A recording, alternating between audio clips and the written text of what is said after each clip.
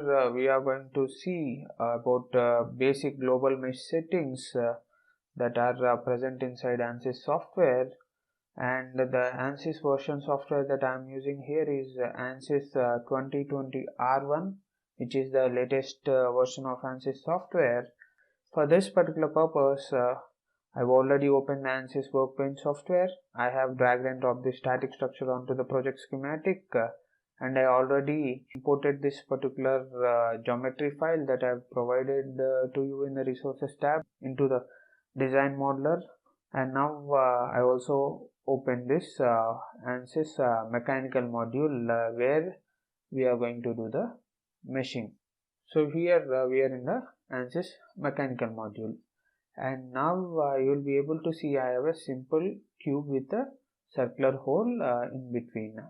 So first thing is whenever you load a geometry into ANSYS Workbench, the first thing you are going to do is you are going to generate a mesh with the default settings, and once you generate that particular thing, then based on the mesh that has been generated, you can modify it through by using some advanced global options as well as the local options.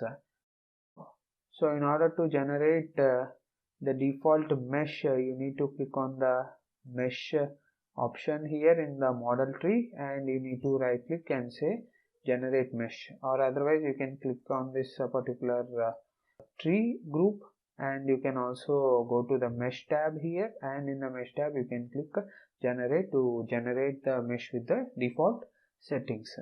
So in the default settings, three things you need to take care about. One is known as the physics preference.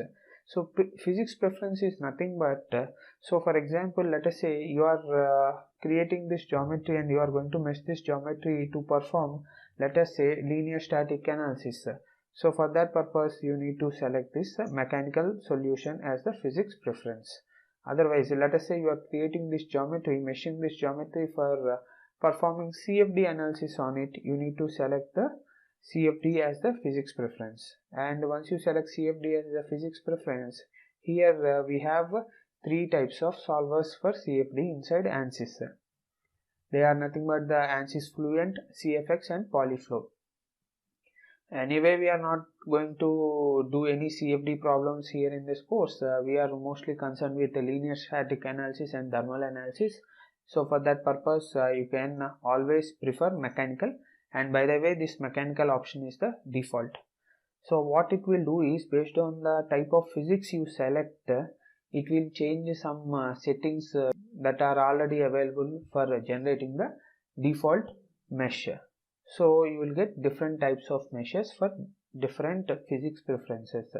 So based on your type of analysis, you will be selecting. Let us say in structural only you are going to do something non-linear, or let us say in thermal analysis you are going to perform non-linear analysis. You will be selecting, instead of normal mechanical, you will be selecting some non-linear mechanical, which will change the default settings as I told you. So for now, for all of our purposes, we will be taking only mechanical. Okay. Then the next thing you need to know is the element order. There are two types of ordered elements. One is the linear order element and the quadratic order element. Simply, linear order element means an element which doesn't have a mid-side node. Quadratic element means an element which is having the mid-side node. So you can go out and check the theory on mid-side node elements and non-mid-side node elements, and what is the difference between these two elements. Let us say you have two nodes and these two nodes are connected by an element. So this is nothing but a linear element. But what will happen in the quadratic element? You will have two nodes and they are attached by an element, and in between those two nodes an extra third node will be placed at the exact middle element side, which is known as a mid-side node. You can go out and check more about mid-side nodes and other things. Generally, for our purpose, let us say in industry purpose, if you are using hexahedral mesh, you have to select linear. You can select linear, but if you are using tetrahedral mesh, you have to go for the quadratic type. So based on what type of element you are using, you need to choose this particular thing, or otherwise you can also leave it to program controlled, and based on the method we are going to prescribe to this software, it is going to anyway choose whether it will be taking a linear or quadratic element. And remember, by default, if we set the physics preference to mechanical and if we set the element order to program control, it will generate a mesh with the tetrahedrons, and that to quadratic order. Element order is quadratic. Okay, but if you generate hexahedral mesh, by default it will generate quadratic model, which we don't require. So for our purpose, remember only one thing: if you are using tetrahedral elements, you have to use the quadratic element order. But let us say you are generating a hexahedral mesh, then obviously choose the linear one, as it was found that there was no much difference between the accuracy of solution between the linear and quadratic hexahedral elements, and anyway the time of solution for quadratic hexahedral elements is much long when compared to the linear hexahedral elements. That is why it is commonly followed in the industry. For now I am going to just select program controlled, and what I will do is I will right click on this mesh option, and I am going to right click and say generate mesh. So I will be able to see a mesh which is generated with the default settings, and here we got some default settings. Then the next thing you need to know is the element size. So if you want to control the element size manually instead of the automatic measure, you can enter whatever the default element size you need. See this, there is an algorithm which is called as some box diagonal algorithm that dictates based on the geometry given, based on the physics preference, based on all the options that we have selected. It will determine what will be the default element size. And remember, if you change the geometry, if you change any setting, it will be definitely changing. The default element size will be changing. Instead of let us say the computer selecting the element size, default element size, you want to give some manual sizing, you can give it. So for example, let us say I want to give an element size of, let us say 10 mm. So I am going to click on 10. So what will happen is every element that is going to be created here, it will have an element side length of 10 mm. See, once you have changed this particular element size option, what happens here in the mesh branch, what it is showing? It is showing a thunderbolt mark, which means we have to update the mesh. And here also you will be able to see a pink color mesh. Pink color mesh denotes means the mesh has to be updated, or otherwise the mesh that you are seeing here on this object is belonging to the settings which you have previously used, but now you have changed this particular setting, so you have to update the mesh. That is what it is denoting. So what I am going to do is I am going to just right click and say generate mesh. And see, once I generate the mesh, as I have increased the element size, you will be able to visually see that the particular element density has decreased. So if you want element density to increase, element density means nothing but how many number of elements are being fit in a particular geometry. If you want to increase the element density, what you are going to do is you are just going to decrease the element side length or element edge length. So let us say I will keep on I will be typing some 2, and you will be able to visually see that the density of this mesh will increase. So I will go here and right click and say generate mesh, and yeah, it is finished, and you will be able to clearly see that the mesh density has increased. So this point is, if you are decreasing the element side length or edge length, or you are decreasing the element size, you will have more mesh density. Likewise, if you are increasing the element size, you will have less density in the given object. This object is a very simple object. We are able to get hexahedral meshing, but remember, creating hexahedral meshing, that too with automatic algorithms, is very difficult for real world problems. And the next thing you need to check out in this is the option called resolution. So previously in previous software, we used to have something called as a relevance center, where we could select 3 settings: coarse, fine, as well as medium. And in that also we can give a value change between -100 to 100. So previously, before 19.2 version, we used to have that option, but that particular option has been gone from 19.2 onwards.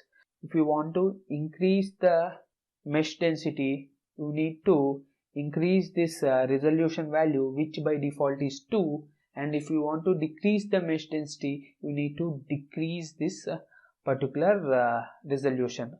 Right now what we are going to do is we are going to increase this resolution settings, and remember this resolution settings can change from 0 to 7, where 0 is the coarsest mesh you can get with the settings that you have, and 7 is the finest mesh which you can get with the existing settings, and anyway by default it will be having a value of 2 resolution. And see, for now what I am going to do is I am going to just scroll down, and here in the statistics I will expand the statistics tab, and here if you observe how many number of elements have been created, there are about 13,598. okay, so 13,598 elements were created and some 61,561 nodes. Now what I will be doing is I will be scrolling up, and in the sizing options I will be increasing the resolution. That means I am going to increase the mesh density. That means number of elements are being increased, and as well as number of nodes also will be increased. Let us say I will set it to 7, which is the highest level. So I will just right click and say generate mesh. You can also click on update mesh, because already once you have generated the mesh, you can click on update mesh, and you will be able to see here that we got a mesh that is different from the previous one. Now I will be just checking out how many number of elements and nodes have been created. So here whatever the settings we had made, that hadn't changed this particular nodes and other things, but what we'll do is, because why this happened, because we have changed the element size, default element size we have changed, so that is why there is no much effect of resolution on this particular problem. So what we are going to do is I am going to just type in 0, which will reset the value of the element size to default, or let us say automatically calculated by the software. Now I will also set this resolution to default, that is by typing in -1. Then what I will do is first I will generate a mesh, and then we will see some statistics, and then we will again increase the resolution, and we will see the effect on the geometry. Now it is completed, mesh is completed, and here you are able to see that we got somewhere around 1404 elements, 1404 elements with 7334 nodes. Now what I will do is I will go here, I will change this to 7, which is the highest setting, and as obviously if we increase the resolution, we need to have a more mesh density, that means more number of elements and more number of nodes. So I'm going to generate the mesh, and let it complete. It will take a little bit of time, so don't worry. Yeah, meshing is done. Now you can visually see that as we increase the resolution, what happened, the mesh density has increased drastically. And here also if you scroll down and come to the statistics tab, you can see there are 1,43,724 elements have been created. Previously how many number of elements are there? See, previously it was around 1404, like more than 100 times increase happened in the number of elements as well as number of nodes also. Like, okay, so if you just change the resolution to 0 means it is the coarsest mesh you can get. You just update the mesh, and you can see both visually as well as quantitatively that the number of elements that are generated if we decrease the resolution are changing. Here you can visually check out that the mesh density has decreased very drastically. So if I just scroll down and see here how many number of elements, just simply 1 or 2 elements. So remember this thing, resolution is the option which you need to change in order to either get a coarse mesh or fine mesh with whatever the default settings that you are having. And remember one more thing, if you change anything from default, this resolution option might not work.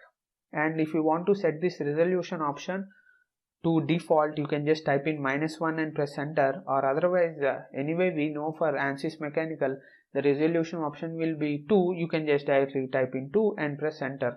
That will also be good for you. Once I am done with the settings, I am going to just update the mesh. Anyway, I told you we can also update the mesh. Once we have generated the mesh, we can directly update the mesh. And in the next lecture, we are going to see how to use some localized mesh sizing options, body and other geometrical sizing options inside ANSYS Workbench software. Thank you. Talk about some of the localized mesh refinement options that are present inside ANSYS Workbench software. For that, I already have opened the ANSYS Workbench, have loaded the static structure onto the project schematic, and then also I have imported the geometry which I have provided to you in the resources tab of this video into the geometry of this ANSYS Workbench software, and I am going to just double click on the model cell so that I will open ANSYS Mechanical. And once I double click, see here ANSYS Mechanical has opened and we are having two bodies. This is body 1 and this is body 2. So as I previously told you, if you want the refinement at a global level, you can just try changing the resolution option. But if you want at a localized level, you can use the options which I am going to show in this particular lecture. So first of all, what I will do is I will generate a mesh with the default settings which I am having. So see here, I think I was able to generate the mesh, and don't worry about this information warning. We are going to see what is that in the coming lectures. So a default mesh has been generated, and if you can observe here, this particular body has been meshed with the tetrahedrons and this particular body was meshed with hexahedrons, and we are going to talk about that in the next video, so I'm not going to talk about this. Let us say I want to refine my mesh on this particular body. So for that, what I have to do is I have to go right click and say insert, and now I have to go to some settings called as a localized settings. Localized settings means nothing but whatever the object you are selecting, for that only these settings will be applicable. If you change at the global level, which you can change from here, if you change it at the global level, these settings will be applied to everybody which is present here. But here what I want to do, I want to refine the mesh here on this only body. I don't want to refine the mesh here. So for that, what can I do is I can click on mesh and say insert, and I can go for an option called refinement. And once I have selected this refinement option, see here refinement option will have 3 levels. 1 is the coarse level, 2 is the medium level, 3 is the finest level. So first you need to select what type of entity you want to refine the mesh on. Here you can either select a surface, you can select either edge, or you can select either a vertex. So first of all, what I am going to do is I want to say refine the mesh only at this particular curve or fillet. So I am going to select this fillet. So I am going to select this fillet, and if you are not able to directly select this fillet, go to the selection filter options and here select the face selection option, and then only you will be able to select. And once select this one and click on apply here, and once you clicked on apply, you can give different levels of refinement. Right now we will see with the refinement level 1, so we will generate the mesh. So we will generate the mesh and we will see what will happen here. So we have given a refinement level. So if you observe this particular curve or this particular surface, the mesh has been refined. Now what I will do is I will go to the refinement option. I will go to the highest level of refinement, which is nothing but 3. See, can't increase beyond 3. Okay, so I'm going to just right click and say generate mesh, or say update mesh, because already we have generated the mesh. And if you are able to see here, it has refined the mesh further. Likewise, you can also go to the refinement, and instead of the surface, you can either select an edge also. Let us say, especially if you have chamfers, there you can use this particular option of edge refinement rather than the total surface refinement. So you can go here, right click, I will say insert, say refinement again, and now instead of the selecting the face, I will go to the selection filter, change it to edge selection, and then I will select one edge and I will say apply, and here as usual I can give the refinement level. Let us say I will go with the refinement level of 2 for this purpose. So if I increase this refinement level to 2, it means medium mesh we are going to get. So I am going to right click and say generate mesh, and you will be able to see that this mesh will be updated. See here, you are able to see at this particular edge the mesh is updated. So you can directly use the surface refinement at different blends or fillets and other things. Where you have straight edges like chamfers, drafts and other things, you can go for the edge refinement options. And now you can also have, if you have any sharp corners which are critical for analysis, which you can't remove out from the geometry, there you can go for the refinement of vertexes. So it's like as usual, you can select insert, and here you are going to select the refinement level, and you are going to go to the selection filter, go to the vertex filter, and here we'll just select this particular vertex. And once you select this particular vertex and click on apply, now you need to select the refinement level as usual, and you can just right click and say generate mesh, and you will be able to see based on this particular vertex it is going to refine the mesh here in its surroundings, and the area is already by default that is set. We cannot change that area in this particular option. So refinement I will change it to 3 for having a better understanding of this, because you will be able to see more clearly. So I'll just select 3 and I will just right click and say generate mesh, and yeah, now you are able to see based on this vertex and taking a sphere of influence, it is refining the mesh. Next thing is, if you want to create body sizing, let us say you go to the mesh option. In the global setting options, you can change the element size here, but what will happen if you change the element size here, it will be applied to total bodies. But I don't want to apply it to total bodies, I want to apply it only to this single body. What I will do is I can right click, say insert sizing, and in the sizing I will select the body. So in order to select the body, I will go to the selection filter, I will select the body option, and now what I will do is I will select this particular body and I will select apply, and here by default see the software has calculated the default element size to be 6.32 mm for this particular body. So what I will do is I will just if I want to increase the density, if I want to refine the mesh more, what I will do, I will give a value less than 6. Let us say I will give a value of 4, and now what I will do is I will right click and say generate mesh, and once you are generating the mesh, you are able to observe that this particular option has refined or created more number of elements on this particular body. Likewise, this sizing option can be used as a refinement option for bodies, because you can't directly use the refinement option over on the bodies. You can only use the refinement option on either surfaces or edges or vertexes, but you can use this sizing option on any kind of element, geometric element. It may be volume, it may be surface, it may be a vertex, it may be a edge. But remember, when you are using this body sizing, there is a specific option you need to set when you are using this option for vertex. So that we are going to see. Right click and say insert. Now I will be going to the sizing option, and in the sizing option what I will do is I will go and switch to the vertex option. And once I select the vertex option, let me select this particular vertex and say apply. And once I click on apply, see here the options have changed. Previously for surfaces, for bodies, for edges, if you use the sizing option, the options are same. But here we have two things to give out. One thing is called as a sphere radius.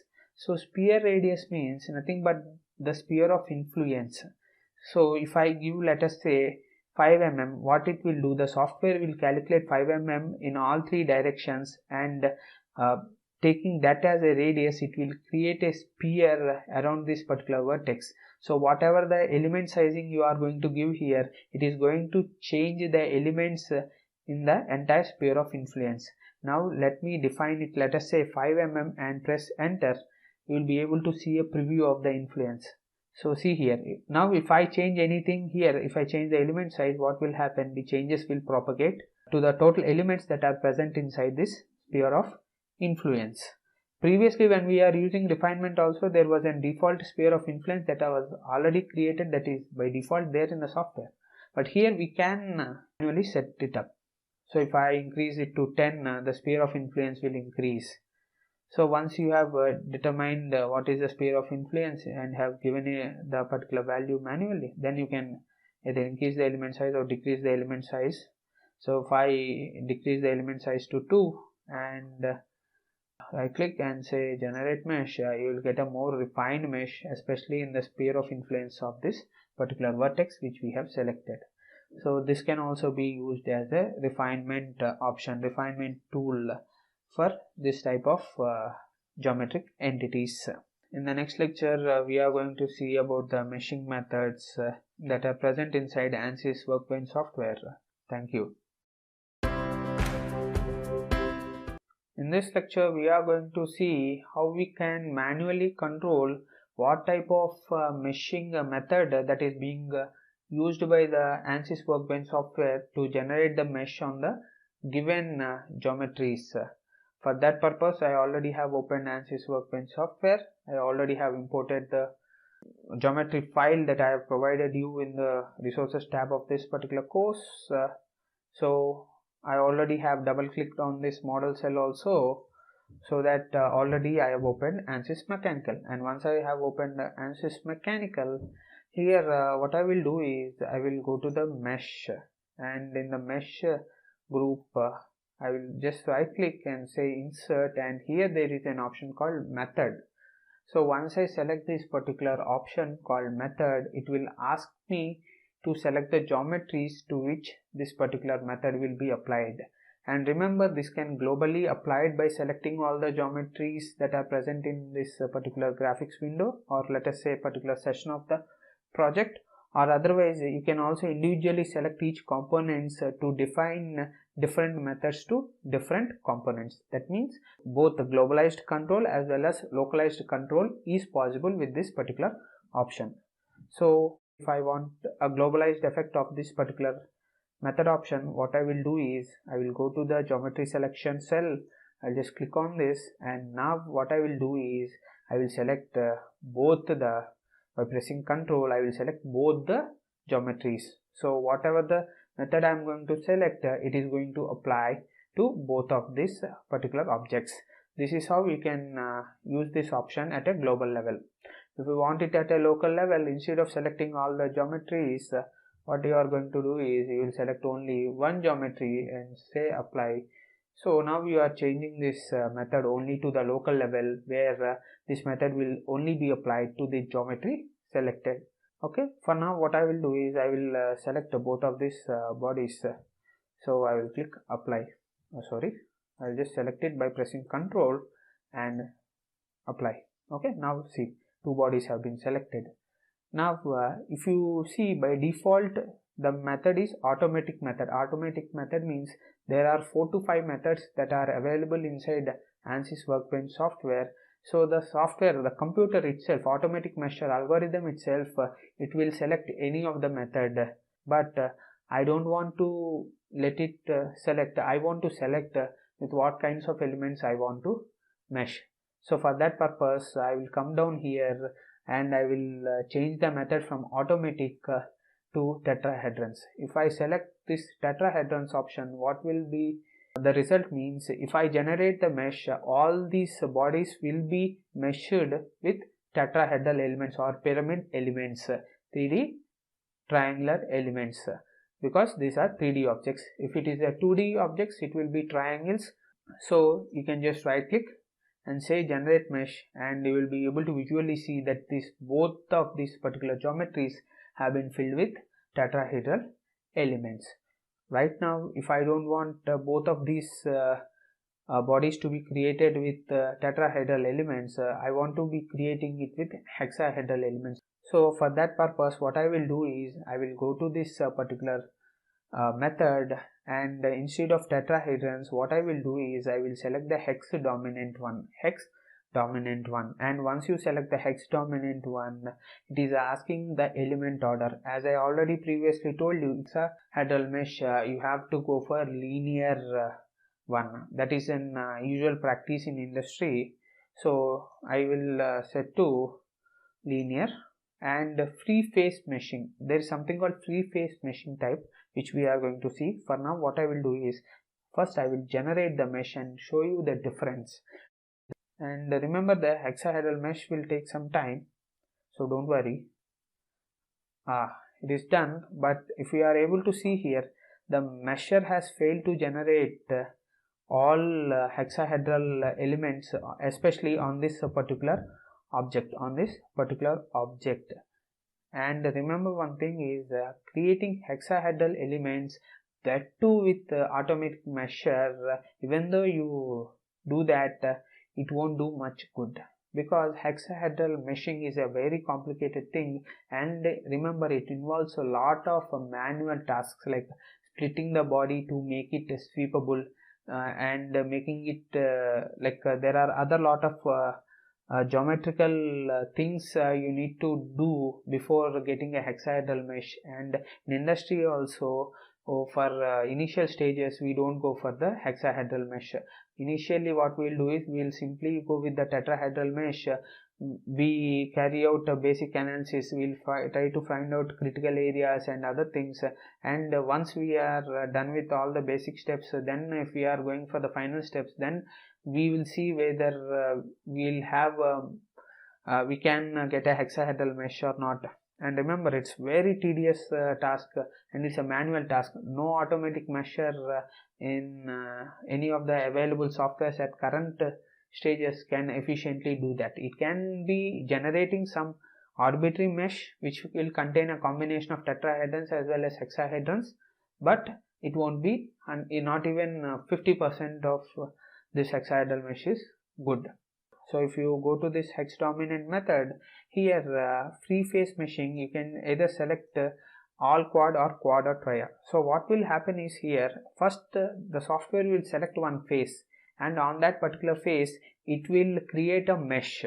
So if I select quad and tria, what it will do is, it will generate a mesh containing both quads and trias, and once it has generated that particular mesh, it will expand that mesh throughout the entire body. So don't worry, you need to know a lot of theory regarding this, and especially, as I told you, generating hexahedral mesh involves a lot of options, a lot of theory that you need to know before doing all these things.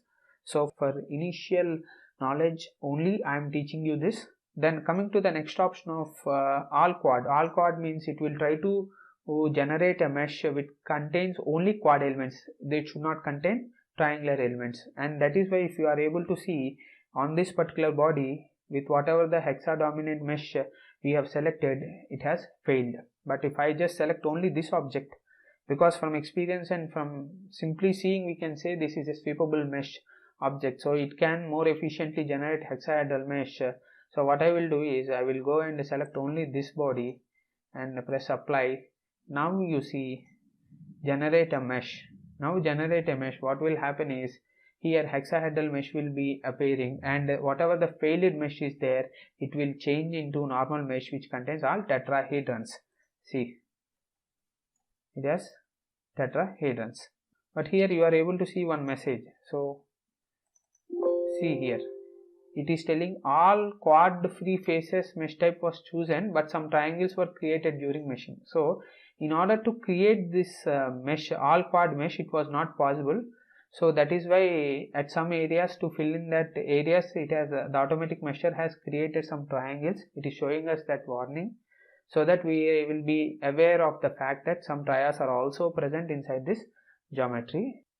And you can use localized refinement options here to again define this particular let us say this particular mesh. But if you are able to see something called as a sweepable objects, those objects can be somewhat modeled very easily using the hexahedral elements. Now coming to the question, what type of elements generally we will be using.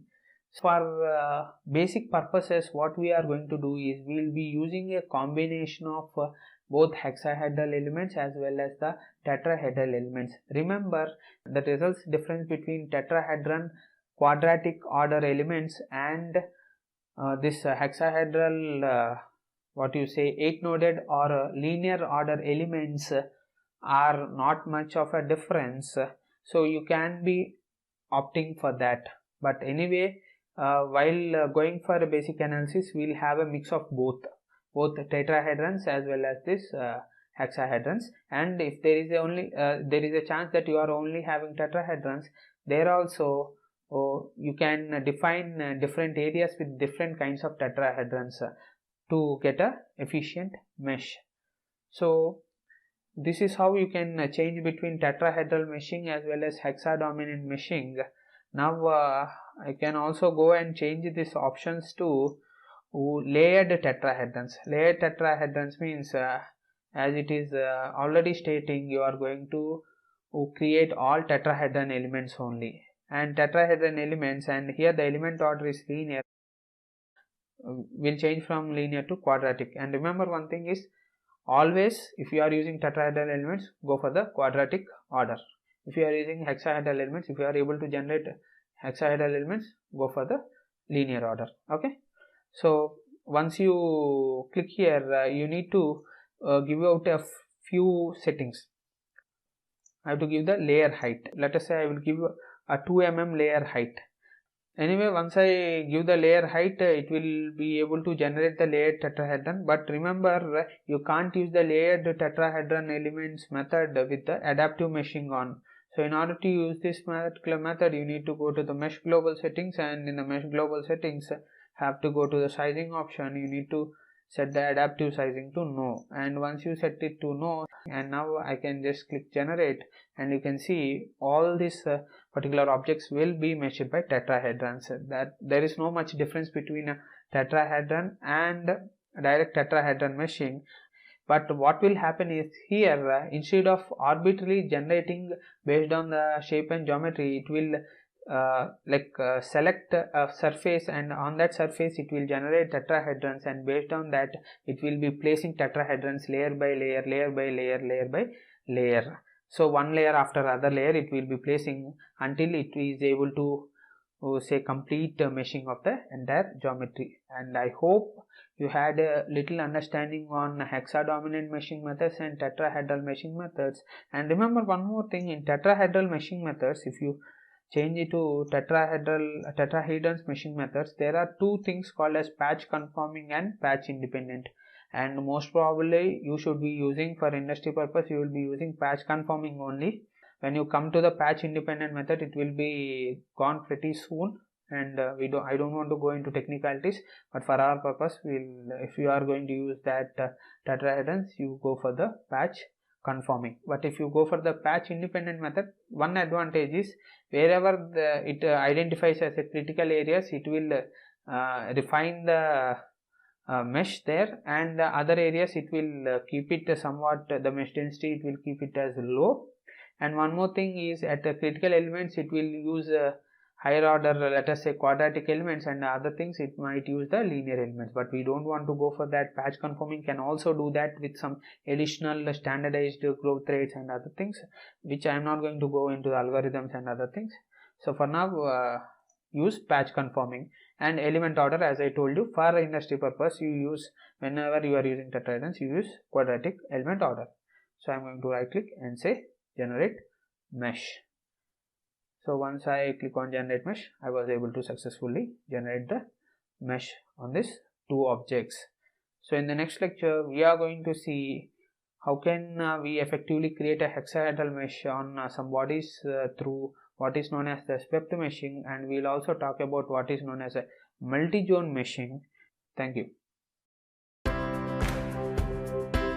To see about two more advanced methods called as the swept meshing method and multi-zone meshing method inside ANSYS Workbench.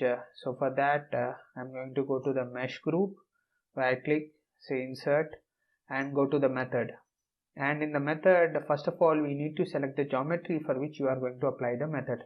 And as I told you in the previous lecture, based on your selection, you can either apply these settings to the global level, or otherwise you can get or apply these settings at the local level. Okay, right now what I will do is I will select both of these geometries, so that what will happen, I will be able to apply it at a global level, simply global level.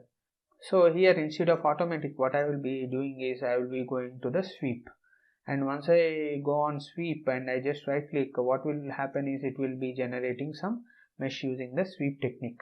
And see, what happened is the mesher has failed to initialize, because the mesh has failed to generate on this particular body, if you are able to see, because this body is not a sweepable body, because sweepable body requires some characteristics.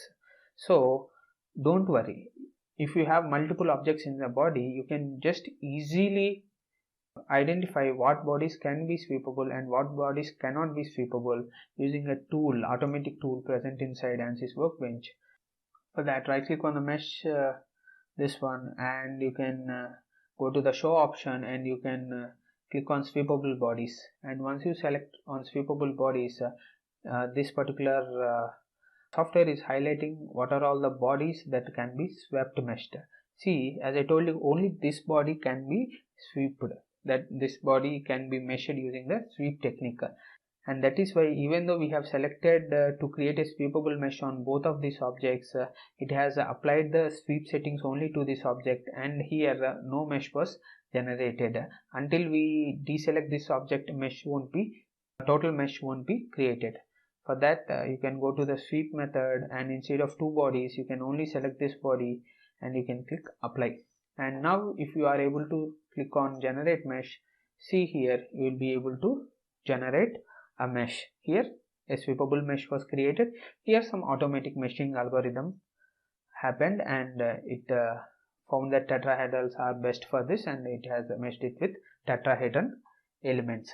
So remember, all bodies cannot be swept. So in order to identify whatever the bodies that can be swept, you can just right click and say show and go to sweep bodies, sweepable bodies. Then this software will automatically show what are all the parts that can be swept. And remember, while doing sweep meshing technique can be applied to generate hexahedral elements on few of the objects, especially when you are using mechanical pins to join two objects in an assembly structure. There might be some critical areas. There you might be using this sweepable mesh technique and create hexahedrons on that pin and on that contact area also. So in such cases, this particular sweep mesh can be applicable. So once we have finished overall view of sweep meshing, we'll do some manual selection also. First thing is we'll go for the sweep method, and here if you are able to see SRC TRG, SRC means source, TRG means target. So in sweepable mesh, what will happen, you need to select a source face and you need to select a target face. So source face means first the software will generate a good hexahedral mesh on this surface, and taking that mesh as the reference, layer by layer it will create the mesh on the entire body which can be sweepable.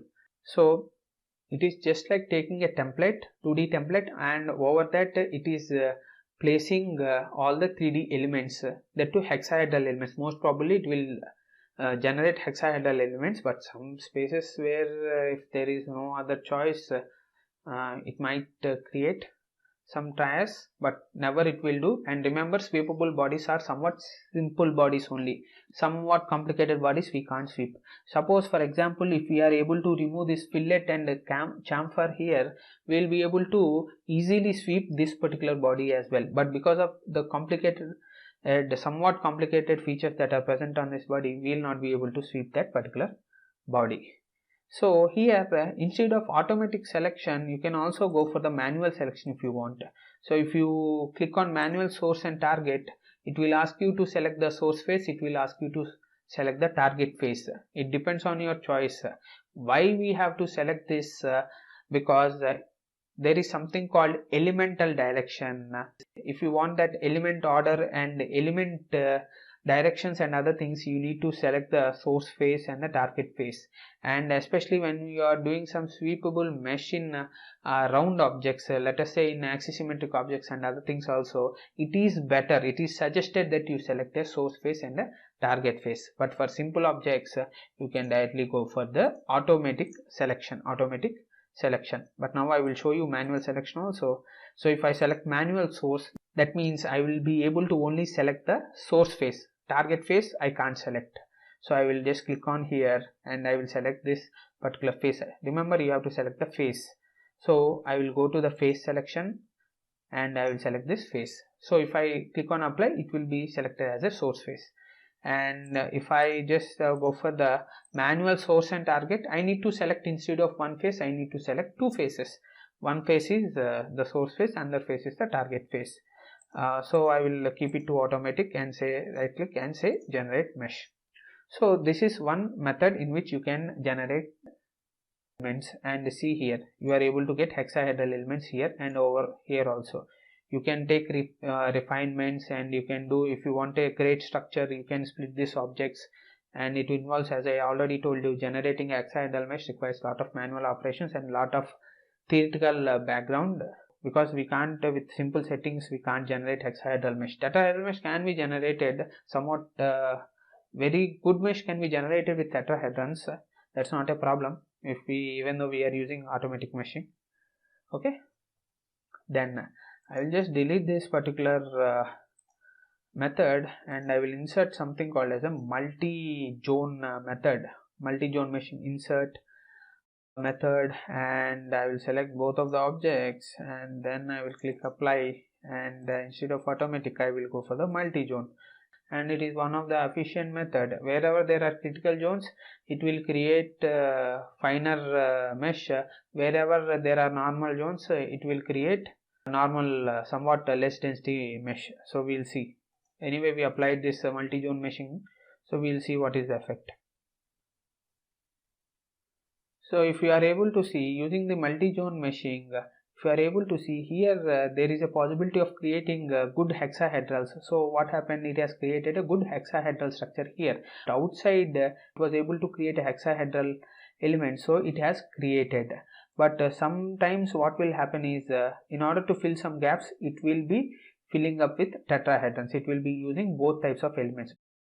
And remember, for sweep mesh, this is not a simple object. For multi-zone meshing, it is somewhat a simple object. In the next lecture, we are going to just revise ourselves with some mesh quality metrics, how to check mesh quality metrics and statistics of the mesh that has been generated. Already, if you want to know what is aspect ratio, Jacobian ratio and other things, you can refer to the material in the previous section, which was also related to meshing. There I have provided a theoretical video or a theoretical lecture wherein you can see what is aspect ratio means and what are the ranges it should vary for good mesh, for bad mesh and other things. I have already given it in the previous section. You can go there and refer that. Thank you. We are going to see a few things about how to check the mesh quality in two different ways, and what is target meshing, like target quality and other things. Okay, for that I already have opened ANSYS Workbench. I already loaded in the model that I have provided you in the resources tab. So already I double clicked on the model cell and I was able to open the ANSYS Mechanical. Fine. So here once I open the ANSYS Mechanical, what I will be doing is I will be generating the mesh with the default settings, and I will say generate mesh. And once I generate the mesh, the first thing is you can go to the statistics, and if you expand the statistics, you will be able to see how many number of nodes and how many number of elements have been created. So here total 816 elements have been created, and total number of nodes, like 4557 total number of nodes were created for this object through automatic meshing. So if you go for the quality option, you can check for different qualities here. One thing is, if you go to this mesh metric and you select different options like element quality, aspect ratio, Jacobian ratio and other things, you can see what are all the qualities of each and every element. See, for example, if I have selected aspect ratio, here I will be able to see here this many number of elements are having an aspect ratio which is nearer to 1.11. Likewise, if I select here this all elements are having an aspect ratio which is nearer to 1.50, and if I select here I will be able to see that these are the elements which are having an element aspect ratio which is very near to 1.75. Likewise, you click on the histogram chart, you will be able to see all the highlighted elements on the graphics window. Understand the aspect ratio or whatever the mesh metric you select, you will be able to understand that particular thing. Let us say if I have selected the Jacobian, let us say if I go for the Jacobian ratio, see here, if I select this, so these are all the elements which are having a Jacobian ratio which are near to 0.7, somewhere between 0.65 and 0.7 we are having. So based on this, you can filter out elements, you can identify elements which are having a lot of deviation from the required values, and you can change the mesh with all the localized and globalized settings that I have previously shown. So one thing, you can view all these elements like this, or otherwise once you just switch off all these things by selecting none, and now you go to the display style. In the display style, instead of using geometry settings, you go and select whatever the mesh metric you want to see. Let us say if I want to watch aspect ratio, I will click here, and once I select the aspect ratio, see here you are able to get a contour plot in the graphics window showing all the elements and their aspect ratios. For example, let us say if I have any elements which are represented in this dark blue color, so here for all these elements we are having an aspect ratio of 1.1 to 1.27. So the range of value is between 1.1 and 1.2. Likewise, you can select any of the mesh metric and you will be able to see a contour plot regarding this. What I will do is I will just minimize it so that I will have a good looking view, and I can select the element quality and other things. The next thing we need to look at is what is known as the element quality, and if you come down here in the quality group, you will be able to see there is something called as error limits. Here you will have two algorithms. One is a standard mechanical algorithm and second one is the aggressive mechanical algorithm. So based on selecting these algorithms, what it will do is it will specify an error limit for itself, and remember, this error limit value you cannot change. So based on the type of algorithm you select, it will change that. If you go for aggressive mechanical, it will have a more strict error limits. If you go for standard mechanical, it will have somewhat relaxed error limits. So based on that, what the software will do is once we told the software to generate a mesh, it will generate a mesh. Then it will check the qualities, element qualities of all the elements present in that mesh and see whether they are below the error limit or not. If all of these elements are below the error limit, then it will show the generated mesh. Or otherwise, if some of the elements are above the error limit, what it will do anyway, by default the option is adaptive sizing on, so it will try to change the size and some settings. It will try to tweak some settings and it will regenerate the entire mesh and will check whether all the elements are falling below the error limits or not. Likewise, it will do 1 or 2 times and if it is able to generate a mesh with all the elements below the error limit, what it will do, it will give out the final mesh. Otherwise, what it will do, it will show an error called failed mesh, which we have previously seen in a lecture where we talked about hexahedral or hex dominant meshing. There we have seen that the software has shown some failed mesh. So there we have to change some settings and we have to tweak our settings so that again the measure will generate and again this entire process will be done. And one more thing, remember, once you have all the elements that are below the error limits, then the software will check for target quality, and this target quality limits you can change it manually. So as I told you, once all the elements that we have selected are below the error limit, then the software will try to get the element quality to the target quality level which we requested, which we can specify it manually here, and based on that, remember one thing, it might get, it might not get. We are just simply providing it so that if there is any possibility, automatically it will generate the elements with that target quality metric. Okay, so this, it can be set manually. For setting it manually, you need to learn a lot of theory. So whatever the default value of 0.05 target quality that has been provided, it is suitable for all the for all linear things. It is okay, it's not a big problem that you need to change. So I will also set this to aggressive mechanical by default. If you are doing linear structural analysis, don't need to worry about that. And whatever the warnings that are being shown previously, I told you now in the previous lectures that some error warnings are coming now, that are because of this error limits, and you don't need to worry about that much. So I think this is pretty much it. So whatever the basic options you require to create somewhat good mesh for analyzing linear structural problems is already done. So remember one thing is, especially in industry, we'll have separate meshing softwares like HyperMesh, ANSYS and other sorts of softwares, and there will be some specific engineers who will be dedicated to performing meshing, because it requires a lot of patience, lot of manual works. For our basic purpose, this automatic meshing is more than enough.